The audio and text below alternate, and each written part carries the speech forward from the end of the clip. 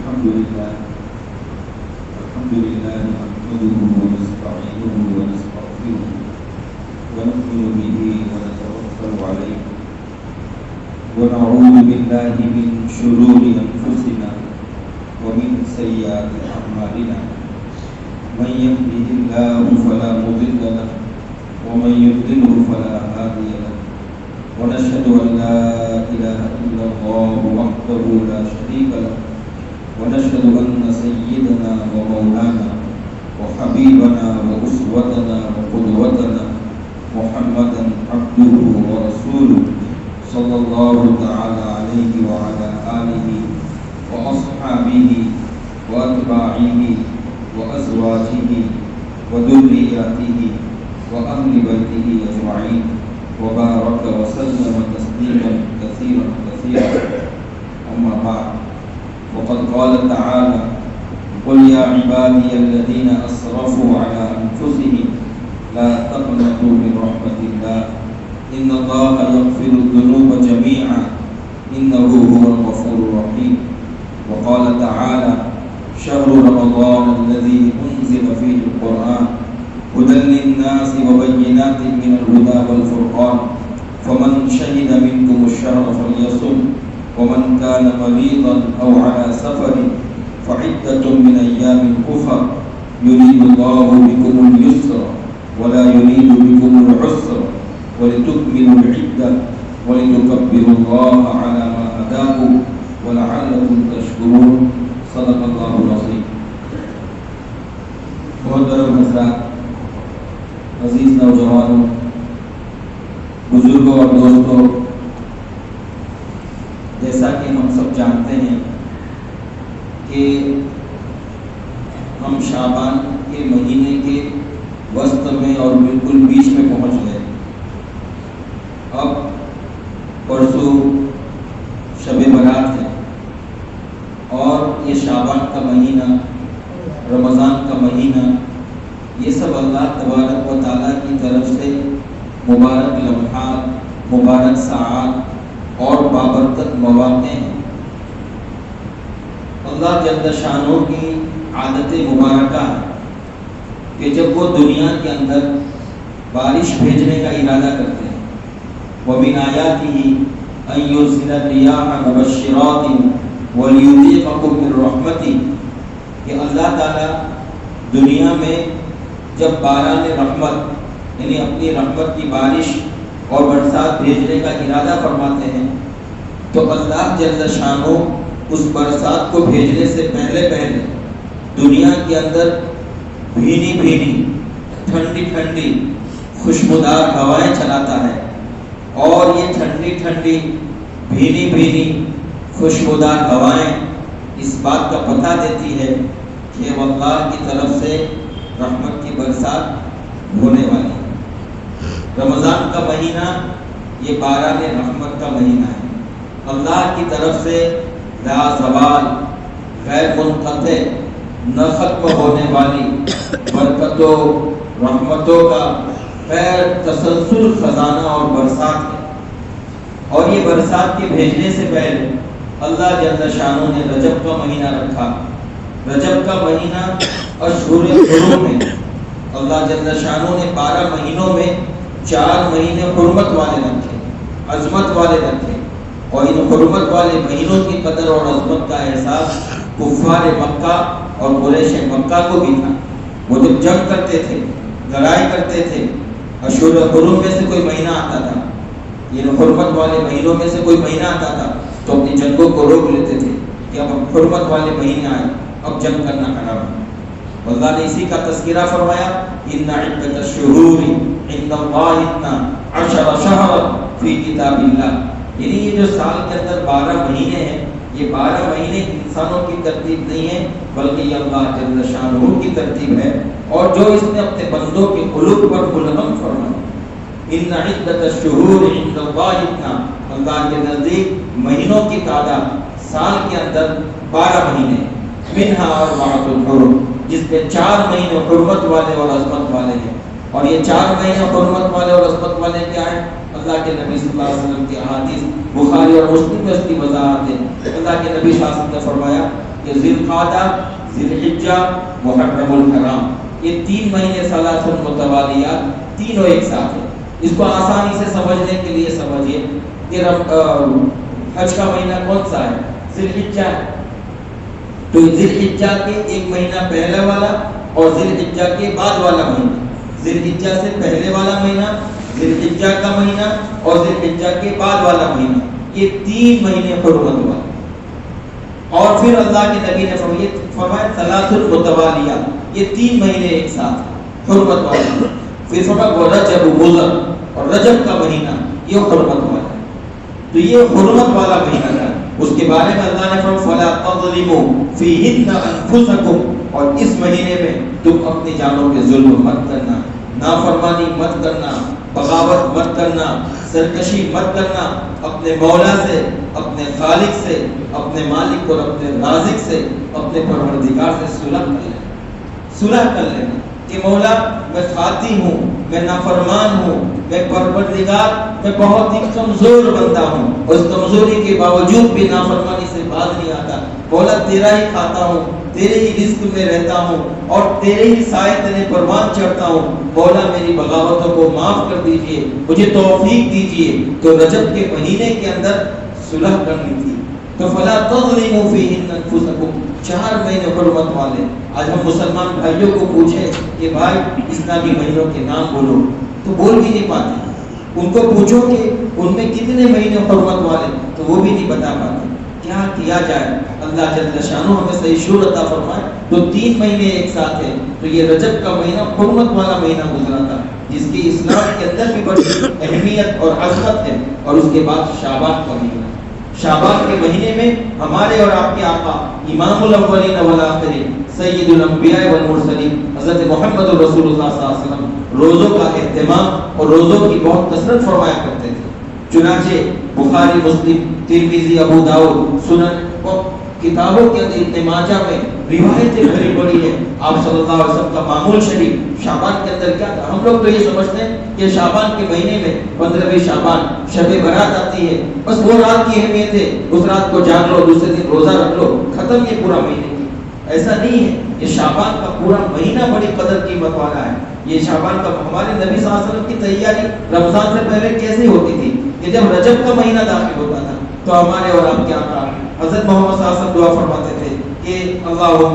بارک لنا فی رجب و شعبان وبلغنا رمضان، کہ اللہ ہمارے رجب اور شعبان میں برکت نازل فرما۔ رجب اور شعبان میں کیا برکت؟ تو محدثین نے بیان فرمایا اللہم بارک لنا فی اعمال رجب و شعبان، فی طاعات رجب و شعبان، کہ رجب اور شعبان کے مہینے میں اعمال اور عبادتوں میں برکت نازل فرما۔ معلوم ہوا کہ رمضان کی تیاری کے طور پر اس کے بیچ کو شعبان میں پڑ جانا چاہیے۔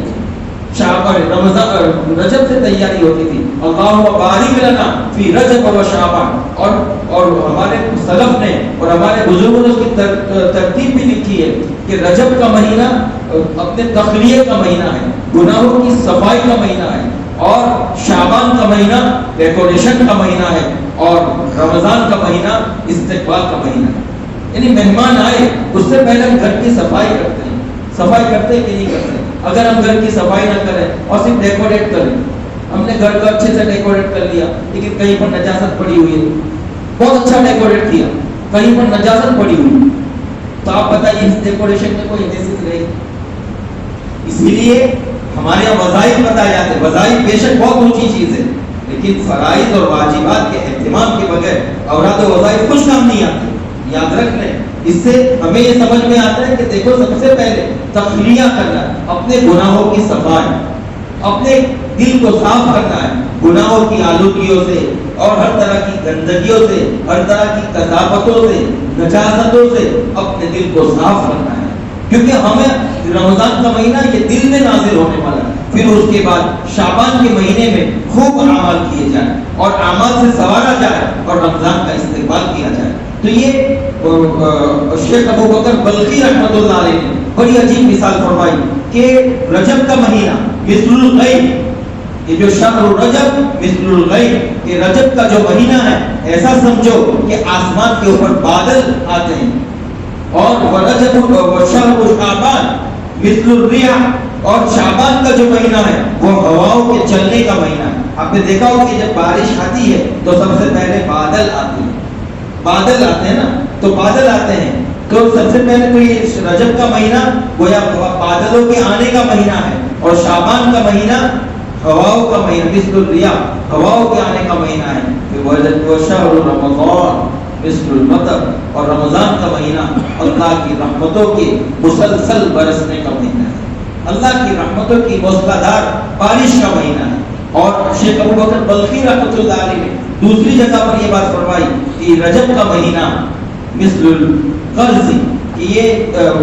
شہر الرجب شہر للزرع، کہ رجب کا مہینہ بیج ڈالنے کا مہینہ ہے، یعنی رجب کا مہینہ ہے اب اعمال کا بیج ڈالنے کا مہینہ ہے، اعمال کے بیج ڈالیے، گناہوں سے توبہ کیجیے، استغفار کیجیے اور اپنے اللہ کو منانا شروع کیجیے۔ تو رمضان کے آنے سے پہلے رجب کے مہینے میں اعمال کا بیج ڈالنا ہے۔ وشہر شعبان شہر للسقی، اور شعبان کا جو مہینہ ہے وہ جو بیج ڈالا ہے، جو کھیتی کر رہے ہیں اس کی سینچائی کا مہینہ ہے، پانی ڈالنے کا مہینہ ہے، خبر گیری کا مہینہ ہے۔ تو رجب کا مہینہ بیج کا مہینہ، اور شعبان کا مہینہ سینچائی کا مہینہ، سینچائی کا مہینہ۔ اور فرمایا وشہر رمضان شہر لحصاد الزرع، اور رمضان کا مہینہ ہم نے جو بیج ڈالا ہے، جو سینچائی کی ہے، ابھی فصل تیار ہوئی ہے، اب اللہ نے آپ کے اوپر انوارات اور رحمتوں کی اور انعامات اور نوازشات کی کا معاملہ کیا ہے، تو اب رمضان کے استقبال کے لیے آپ تیار ہو چکے ہیں، اب فصل تیار ہو چکی ہے، اب فصل کے کاٹنے کا مہینہ۔ تو رمضان کا مہینہ ہم بیج ڈالتے ہیں، رمضان کے مہینے میں ہم کیا ڈال رہے ہیں؟ بیج ڈالتے ہیں، تو پھر کہاں سے برکت ہوگی؟ تو رمضان کا مہینہ کس لیے تھا؟ فصل کو کاٹنے کا مہینہ تھا، یعنی پہلے بیج رجب میں پڑ جانا چاہیے، شعبان میں سینچائی ہونی چاہیے، اور رمضان کے مہینے میں اب عبادتوں کی لذت، عبادتوں کی حلاوت، عبادتوں کی چاشنی، عبادتوں کا لطف لینے کا مہینہ ہے، لطف لینے کا مہینہ، لطف لینے کا مہینہ۔ لیکن ہم لوگ چونکہ تیاری نہیں کرتے ہیں، رجب میں بیج ڈالتے ہیں تو بوجھ پڑتا ہے ہم کو، تو اس لیے اعمال کا بیج تو اسی لیے پھر شیخ ابو بکر بلخی رحمۃ اللہ علیہ نے آگے فرمایا فمن لم یزرع فی شہر رجب، کہ جس نے رجب کے مہینے میں بیج نہیں ڈالا، ولم یزرع فی شعبان، اور شعبان کے مہینے میں سینچائی اور پانی ڈالنے کا اہتمام نہیں کیا، اپنے کھیتی کی خبر گیری نہیں کی، فَكَيْفَ يَحْصَلُ فِي رَمَضَانَ، اب رمضان کے مہینے میں وہ اللہ کے انوارات کو اور اللہ کی طرف سے نازل ہونے والی برکتوں کو کیسے حاصل کر سکے گا؟ اب وہ فصل کو کیا کاٹے گا؟ تو رمضان کے مہینے میں فصل تو کاٹنے جانا ہے، کھیتی وصول کرنا ہے، تو ہم رمضان میں کیا ڈال رہے ہیں؟ بیج ڈال رہے ہیں۔ اللہ تعالیٰ ہمیں صحیح شروع عطا فرمائے۔ خیر، اب رجب تو چلا گیا، شعبان کے بھی نصف میں آ گئے، اب ہم کیا کریں؟ ہم کیا کریں؟ بس اللہ سے صلح کرنے کا دو چیزیں، ایک ہوتا ہے تخلیہ، ہم لوگ عام طور پر اعمال میں تو لگ جاتے ہیں، تخلیہ کا اہتمام نہیں کرتے۔ تخلیہ کا مطلب ہوتا ہے صفائی کرنا، تخلیہ کا مطلب ہوتا ہے آراستہ کرنا۔ میں نے نہیں کہا کہ جیسے کوئی مہمان ہمارے آنے والا ہو تو سب سے پہلے ہم گھر کی صفائی کرتے ہیں، جھاڑو لگاتے ہیں، روزانہ پوچھا لگانے کا اہتمام کرتے ہیں، جانے ہوتے ہیں تو اس کو، بلکہ ہمارے گھروں میں تو الحمدللہ 15ویں شعبان آئے اس سے پہلے ہم اپنے گھروں کی صفائی کرتے ہیں نا بھائی سب لوگ، اور شعبان کا اہتمام کرتے لوگ۔ تو ہم گھر کے تو جانے اور گھر کے تو گندگیوں کو صاف کر رہے ہیں۔ گندگی کہاں کی صاف کرنی تھی؟ اپنے دل اور دماغ کی، اپنے فکروں کی کجی کی صاف کرنی تھی۔ تو یہ جو رجب کا مہینہ ہے، شعبان کا مہینہ ہے، اس کے اندر ہمیں کیا کرنا ہے؟ سب سے پہلے تخلیہ کرنا ہے، صفائی کرنی، خود صفائی کرنی، اپنے آپ کو چھوٹا بنانا ہے، اپنے آپ کو عاجز بنانا ہے، جس سے لڑائی جھگڑے ہوئے ہیں صلح کر لینی ہے، اپنوں کو منانا ہے، بچھڑوں کو منانا ہے، اور بہت سارے جو کام ہم نہیں کیے تھے اب کرنا شروع کر دینا ہے، اپنے آپ کو جھکا دینا ہے، اپنے آپ کو فنا کر دینا ہے۔ یہ نہیں کہ میں اپنے بھائی کے آگے جھک رہا ہوں، میں اللہ کے حکم کے آگے جھک رہا ہوں، میں رسول اللہ صلی اللہ علیہ وسلم کے فرمان کے آگے جھک رہا ہوں، میرا بھائی ناراض ہے تو کیا ہے، وہ میرے سلام کا جواب نہیں دے رہا تو کیا ہے، اگر میں اپنے بھائی کو سلام کر رہا ہوں وہ جواب نہیں دے رہا ہے تو اس کا جواب رسول اللہ صلی اللہ علیہ وسلم کی طرف سے فرشتے دیں گے، اور اللہ جل شانہ بذات خود دیں گے کہ جا میں نے تیرے سلامتی کا معاملہ کر لیا، ہمارا تو مسئلہ ہی حل ہو گیا۔ بھائی ہمارا جواب دے نہ دے، بھائی ہمارے سے اچھا معاملہ کرے نہ کرے، ہم اصل میں کیا ہے، ہم بندوں سے اعمال کی توقع رکھتے ہیں۔ آج ہمارے اسٹیٹس کسی سے بھرے ہوئے کہ خیر کا زمانہ نہیں رہا، بھلائی کا زمانہ نہیں رہا، کسی کے ساتھ اچھا کرو تو ایسا ہو، ہم شریف ہو کے دنیا بدماش ہوگی، یہی سب باتیں، ٹینشن دینے کا لینے کا نہیں، اور یہ سب فالتو کی باتیں، فالتو کی باتیں۔ بھائی ہر زمانے کے اندر، ہر دور کے اندر خیر کا زمانہ ہے، قیامت تک خیر کا زمانہ ہے۔ رسول اللہ صلی اللہ علیہ وسلم نے ہمیں خیر کے زمانے کو، دنیا میں شر آئے گا لیکن آپ کو خیر پر چلنا ہے، آپ کو خیر، اسی لیے اللہ کے نبی صاحب نے فرمایا کہ آخری زمانے میں جو آدمی دین پر چلے گا تو وہ ایسا ہے کالقابض علی الجمرہ، جیسے اس نے شعلے کو اپنے ہاتھ میں رکھا ہے۔ اب چھوڑو تب چھوڑو کا مسئلہ، ہم تو سلام کر رہے ہیں وہ جواب نہیں دے رہا، ہم تو اس کے ساتھ اچھا معاملہ کر رہے ہیں وہ بدسلوکی کر رہا ہے، میں چھوڑ دوں، تو یہی تو ہو رہا ہے نا، میں کیوں چھوڑوں؟ یہ اللہ میرا امتحان لے رہا ہے، میں نے کسی کے ساتھ اچھا سلوک کیا وہ میرے ساتھ بدسلوکی کرے، میرا اللہ میرا امتحان لے رہا ہے کہ تو اگر میرے لیے اس میں سلوک کرتا ہے تو جاری رکھے گا، اور اگر تو اپنی نام و نمود بھی نہیں کر رہا ہے اور اس کے حسن سلوک کی تمنا بھی کر رہا ہے تو بھی جاری نہیں رکھ سکے گا۔ تو خیر یہ مہینہ کیا ہے، اپنوں کو بنانے کا ہے، صلح صفائی کا ہے، تو سب سے پہلے اپنے دل کو کیا کریں، صاف کریں، سب سے پہلے دل کو صاف کرنا ہے، گناہوں سے، نجاستوں سے، رذالتوں سے، موبائل کا کم استعمال کریں، رمضان میں بھی استعمال نہیں چھوڑتے، ابھی سے موبائل کا استعمال چھوڑ دیں، فالتو اور غیر اہم باتوں کو بھی چھوڑ دیں۔ اللہ کے نبی صلی اللہ علیہ وسلم کی حدیث ہے لا تکثر، دو چیزیں ہیں دل کی صفائی کے لیے، کیا ہے، زبان۔ اللہ کے نبی صلی اللہ علیہ وسلم یا ایھا الناس لا تکثروا الکلام بغیر ذکر اللہ، اللہ کے ذکر سے ہٹ کر زیادہ باتیں اپنی زبان سے مت نکالا کرو، یعنی زیادہ باتیں ہمیں جائز ہے۔ ایک بزرگ کسی بزرگ سے ملنے کے لیے گئے اور دروازے کو دستک دی، اندر سے کہا کہ وہ بزرگ تو نہیں ہے، آپ جن سے ملنے کے لیے آئے آپ کے بھائی گھر پہ نہیں ہے، تو انہوں نے جواب میں پوچھا کہ کہاں گئے، کیا پوچھا، کہاں گئے؟ یہ سوال تو ہم سب کرتے ہیں نا کہ بھائی کہاں گئے، کس سے گئے، کب آئیں گے، ہم تو بہت لمبے سوال کرتے ہیں۔ انہوں نے صرف اپنے بھائی کے بارے میں یہ پوچھا کہ کہاں گئے، فوراً انہیں طلب ہوا کہ کہیں بھی گئے ہو، میری وجہ سے مجھے پوچھنے کی کیا ضرورت ہے، مجھے اس سے کیا مطلب، میں نے ایک غیر ضروری بات، ایک فالتو بات اپنی زبان سے نکالی، 40 سال تک اب میں کسی سے کوئی بات نہیں کروں، یہ اپنے آپ کو تربیت کیا کرتے تھے۔ اور آج ہم کامیڈی، ہنسی مذاق، فالتو باتیں، تو لا تکثروا الکلام بغیر ذکر اللہ، اللہ کے ہمارے جب دل سخت ہو گئے نا، حدیث میں نمونے ملے کہ کیا وجہ ہے، اس کا علاج ہے لا تکثروا الکلام بغیر ذکر اللہ، اللہ کے ذکر سے ہٹ کر زیادہ باتیں اپنی زبان سے مت نکالا کرو، جائز باتوں سے بھی احتیاط کرنا چاہیے،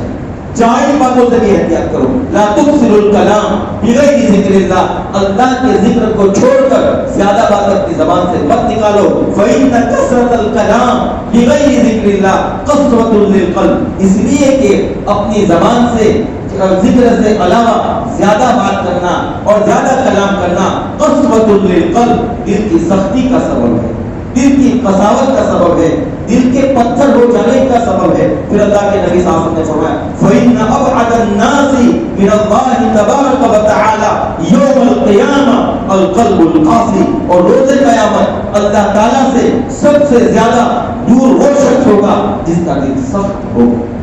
جس کا دل سخت ہوگا، جو زیادہ باتیں کرتا ہے اس کا دل پتھر ہو جاتا ہے، اور جس کا دل پتھر ہو جاتا ہے وہ اعمال کی توفیق سے، اعمال کی حلاوت سے، اعمال کی مٹھاس اور چاشنی سے محروم کر دیا جاتا ہے۔ تو زیادہ باتیں کرنا دل کی قساوت کا سبب، اور دل کی قساوت کی وجہ سے اللہ سے دوری ہوتی ہے۔ اب ہم اپنے اللہ سے کتنے دور ہیں، کتنے پیار سے قریب ہیں،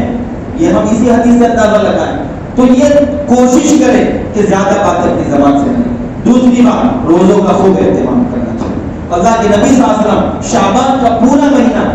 روایتوں میں آتا ہے کہ آپ صلی اللہ علیہ وسلم شعبان کا پورا مہینہ روزے سے گزارتے تھے، اور کس طرح روزے کی کثرت، قال رسول اللہ صلی اللہ علیہ وسلم یحب، اللہ کے نبی صلی اللہ علیہ وسلم اس بات کو پسند فرماتے تھے کہ ان یصوم فی شعبان، کہ وہ شعبان کے مہینے میں روزے کی کثرت کرے، حتی یصلہ بشعب رمضان، یہاں تک کہ شعبان کے روزوں کو رمضان کے روزوں سے ملا دیتے تھے، یعنی جیسے شعبان کا چاند نظر آتا، ہمارے اور آپ کے آقا جناب محمد رسول اللہ صلی اللہ علیہ وسلم شعبان کے چاند دیکھتے ہی روزہ رکھنا شروع کرتے، شعبان کا چاند دیکھتے ہی روزے رکھنے شروع کرتے. شعبان کا پورا مہینہ گزر جاتا, رمضان کا چاند نظر آتا, آپ روزے سے ہوتے تھے. رمضان کا پورا مہینہ بھی آپ روزے سے ہوتے تھے, یہاں تک کہ عید کے چاند پر ہمارے اور آپ کے آقا افطار کرتے تھے. آپ بتائیے شعبان کے ہم نصف میں پہنچ گئے, کتنے روزے رکھے ہم نے. تو اب اگر ہم چاہتے ہیں کہ رمضان کے لیے اپنی تربیت کریں تو 2-2 3 کے روزے ابھی شعبان کے مہینے میں, اور یہ جو آج تو 3 دن کے روزوں کا اہتمام ہے. ہمارے یہاں عام طور پر 15ویں شعبان کا روزہ رکھتے ہیں. 15ویں شعبان کا روزہ نہیں ہوتا ہے بلکہ 3 دنوں کا روزہ ہوتا ہے. 14 15 16 رکھیے یا 15 16 17 رکھیے, یہ آپ کے اوپر. اگر 3 ایک ساتھ نہیں رکھ سکتے ہو تو کوئی بات نہیں, الگ الگ کر کے رکھے, زیادہ رکھنے کی کوشش کریں.